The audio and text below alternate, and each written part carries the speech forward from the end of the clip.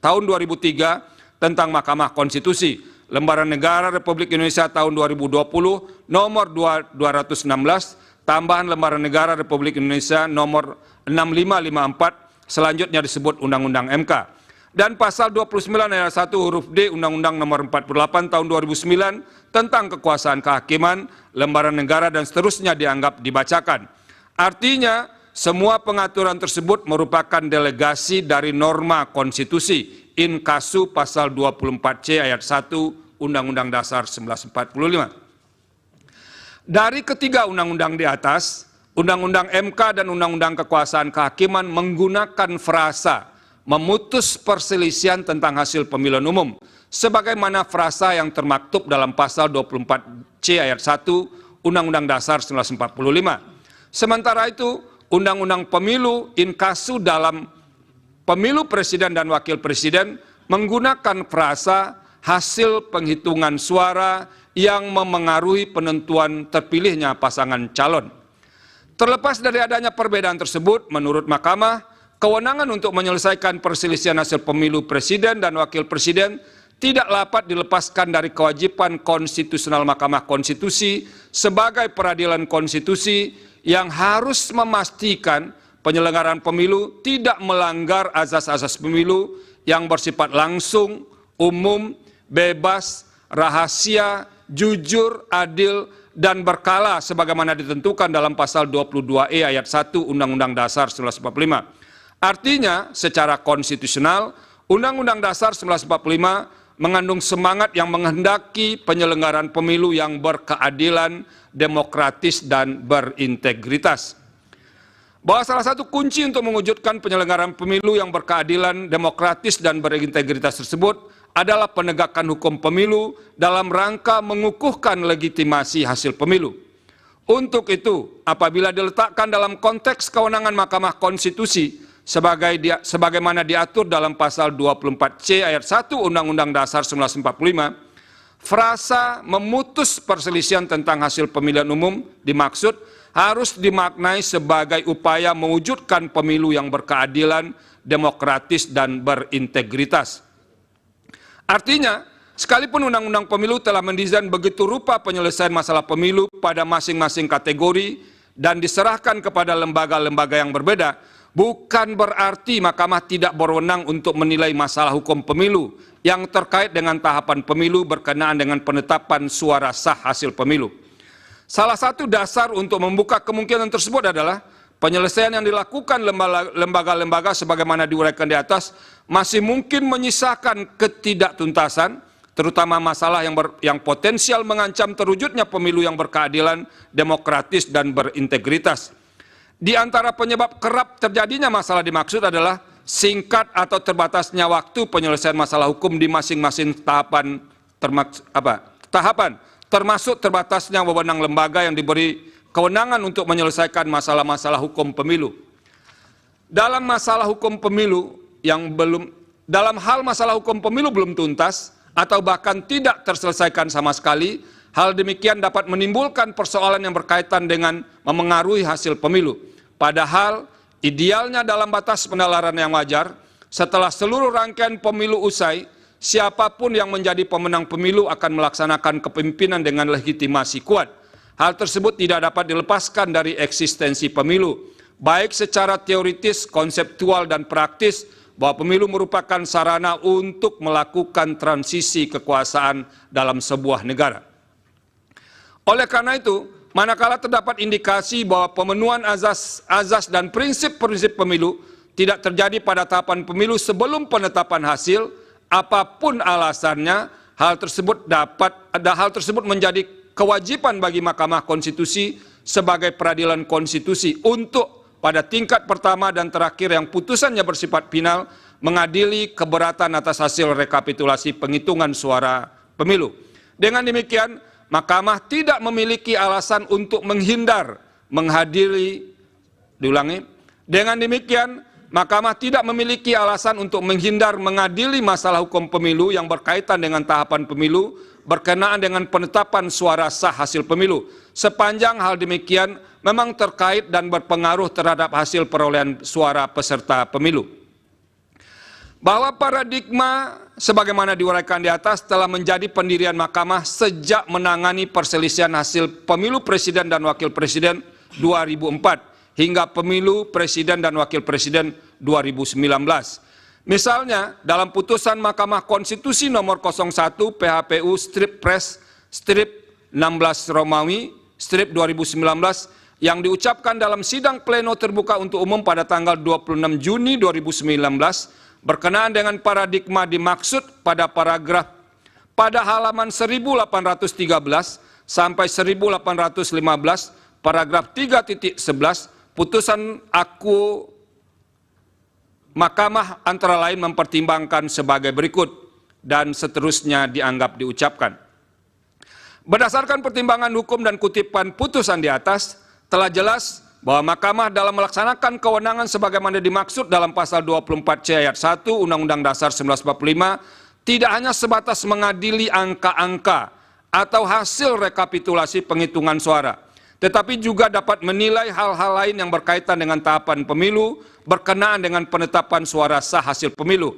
Namun demikian, terlepas dari pendirian di atas, Mahkamah perlu menegaskan sebagai lembaga yang memiliki kewenangan konstitusional untuk memutus perselisihan tentang hasil pemilihan umum sebagaimana termaktub dalam pasal 24C ayat 1 Undang-Undang Dasar 1945 sebenarnya tidak tepat dan tidak pada tempatnya apabila Mahkamah dijadikan tumpuan untuk menyelesaikan semua masalah yang terjadi selama penyelenggaraan tahapan pemilu.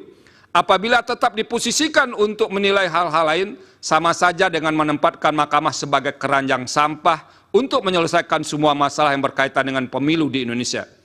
Dalam hal ini, lembaga yang telah diberikan kewenangan untuk menyelesaikan pemilu seperti Bawaslu, Gakumdu, harus melaksanakan kewenangannya secara optimal demi menghasilkan pemilu yang jujur dan adil serta berintegritas.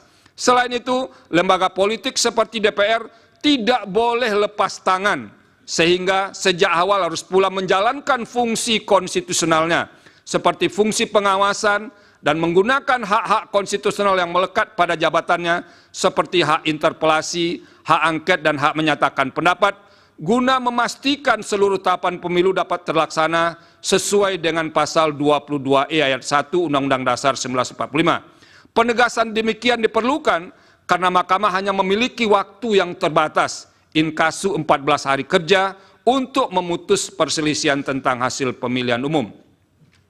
Berdasarkan uraian pertimbangan hukum di atas, eksepsi termohon dan eksepsi pihak terkait yang pada intinya menyatakan Mahkamah tidak berwenang mengadili permohonan aku dikarenakan pemohon tidak mendalilkan perselisihan hasil suara pemilihan presiden dan wakil presiden berupa penghitungan secara kuantitatif, melainkan mendalilkan pelanggaran kualitatif yang bersifat terstruktur, sistematis, dan masif adalah eksepsi yang tidak beralasan menurut hukum.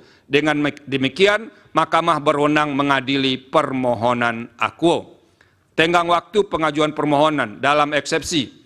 Menimbang bahwa sebelum mempertimbangkan lebih lanjut tenggang waktu pengajuan permohonan, Mahkamah akan mempertimbangkan terlebih dahulu eksepsi pihak terkait mengenai tenggang waktu pengajuan permohonan. Selanjutnya dianggap diucapkan bahwa pemohon mengajukan permohonan penyelesaian perselisihan hasil pemilu terhadap penetapan perolehan suara hasil pemilu presiden dan wakil presiden tahun 2024 ke Mahkamah pada tanggal 21 Maret 2024 pukul 00.58 WIB berdasarkan akta pengajuan permohonan pemohon nomor 01/01 garis miring AP3 strip pres garis miring PAN.MK garis miring 03 2024 bertanggal 21 Maret 2024.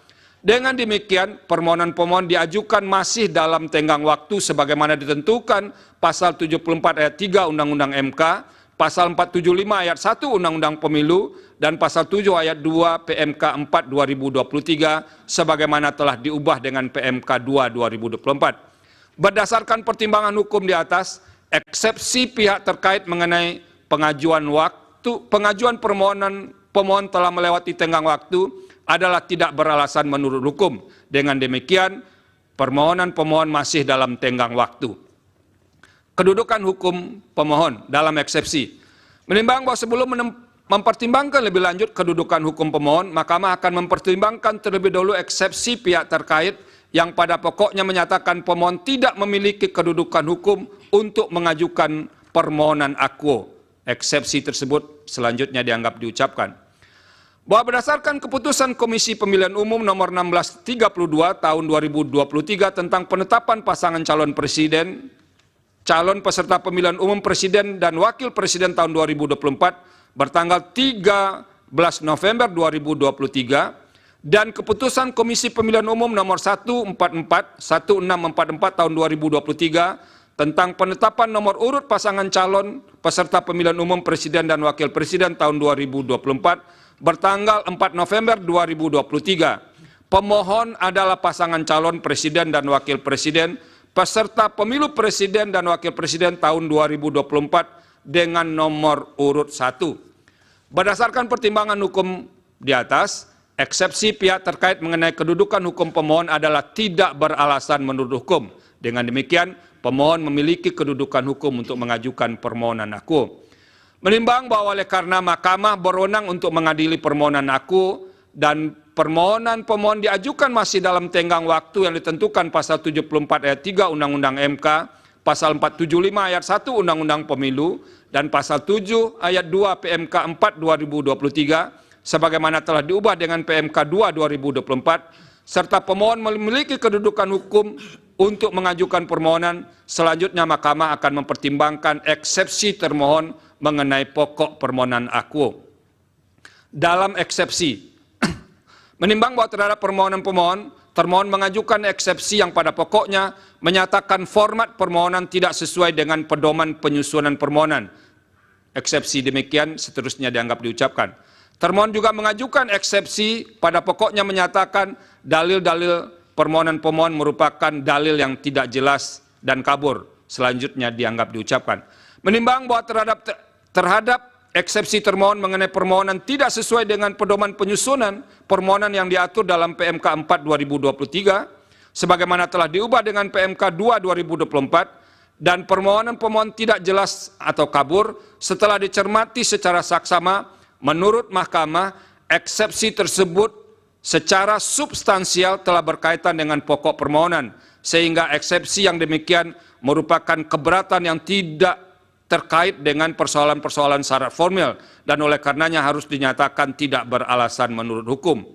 Menimbang, maaf diulangi, dinyatakan tidak beralasan menurut hukum.